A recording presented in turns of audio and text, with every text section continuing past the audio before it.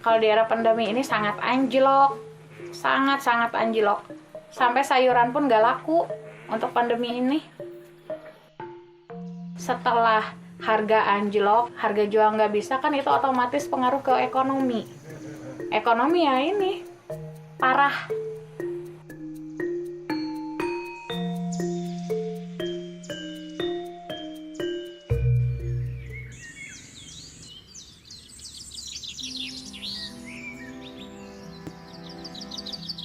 Alasan saya bertani itu karena bertani itu berkah menurut saya. Terus enjoy aja.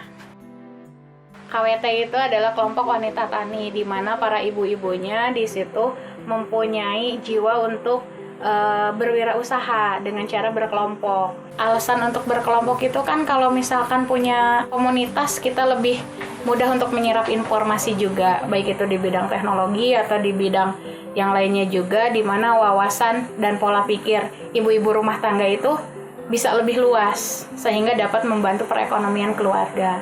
Kegiatan di KWT itu banyak. Ada yang belajar cara menyemai tanaman, ada yang belajar budidaya juga. Tapi lebih dominan di olahan, dengan cara mengolah makanan supaya bisa dimanfaatkan baik itu buat keluarga ataupun buat dijual sehingga bisa menambah nilai ekonomi buat keluarga. Banyak yang bisa diolah oleh ibu-ibu juga. KWT itu dibentuk ketika harga sayuran itu murah, di mana ibu-ibu bisa mengambil posisi untung dengan mengolah hasil sayuran yang sangat murah dengan cara diolah, terus dijual dengan harga yang lebih tinggi dari harga segar. Nah, ibu-ibu itu lebih dominan untuk pengolahan kalau di kelompok itu. Beberapa orang anggota KWT, suaminya yang bekerja itu banyak yang dirumahkan juga.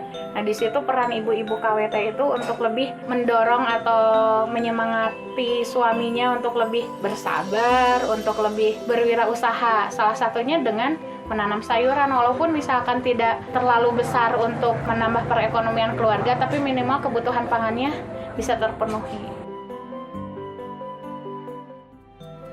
Alhamdulillah saya pernah magang di Jepang selama 2 minggu. Itu kebetulan dengan JICA, Japan International Corporation Agency, yang kerjasama dengan Kementerian Pertanian Indonesia. Kita belajar di sana tentang budidaya juga, teknologi juga, dan cara mendistribusikan hasil produk sayuran kita juga. Bagaimana caranya pemasaran sayuran kita yang dihasilkan oleh kita itu supaya lebih tinggi nilai jualnya dengan cara direct sale. Kalau perbedaan di sistem pertanian Jepang dan di Indonesia itu tidak begitu jauh, tapi Jepang itu kita akui bahwa Jepang itu memang lebih unggul di bidang teknologi. Terus jaminan harga pasarnya juga lebih stabil. Dukungan dari pemerintahnya juga lebih full kayaknya ke petani, karena di Jepang itu petani itu sangat dihargai. Beda dengan di Indonesia yang notabene petani itu dalam tanda kutip memang agak kurang diperhatikan.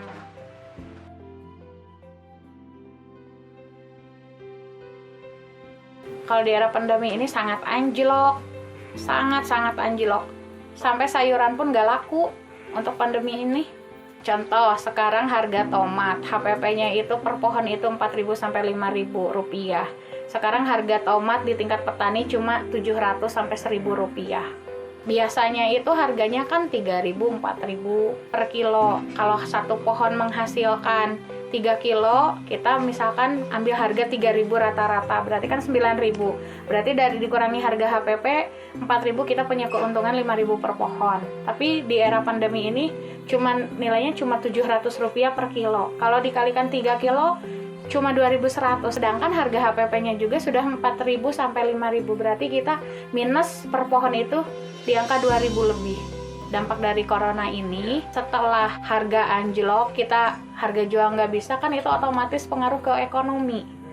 Ekonomi ya ini parah.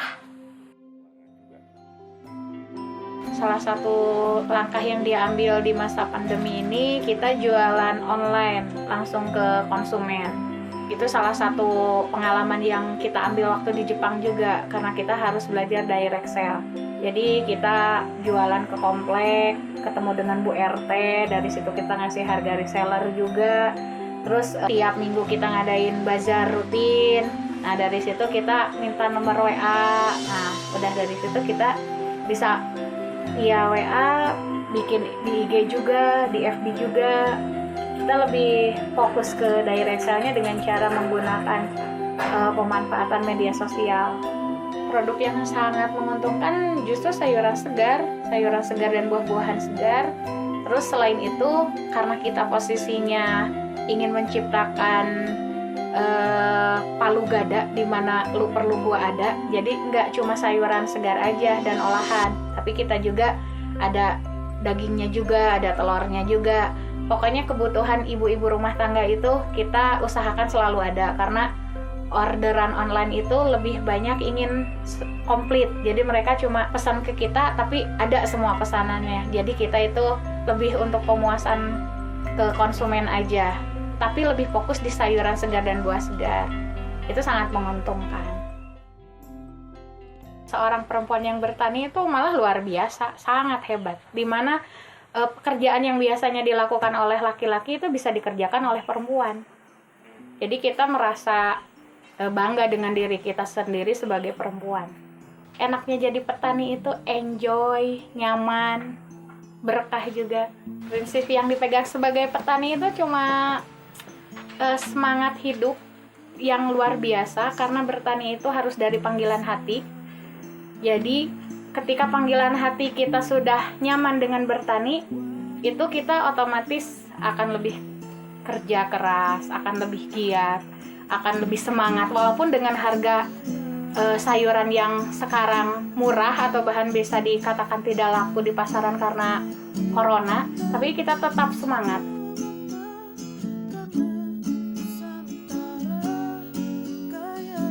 Sebagai seorang petani, saya merasa bangga karena saya sendiri seorang petani. Walaupun tidak ada nilai nominal yang bisa disebutkan, karena matematika sebagai seorang petani itu matematika Allah, bukan matematika manusia.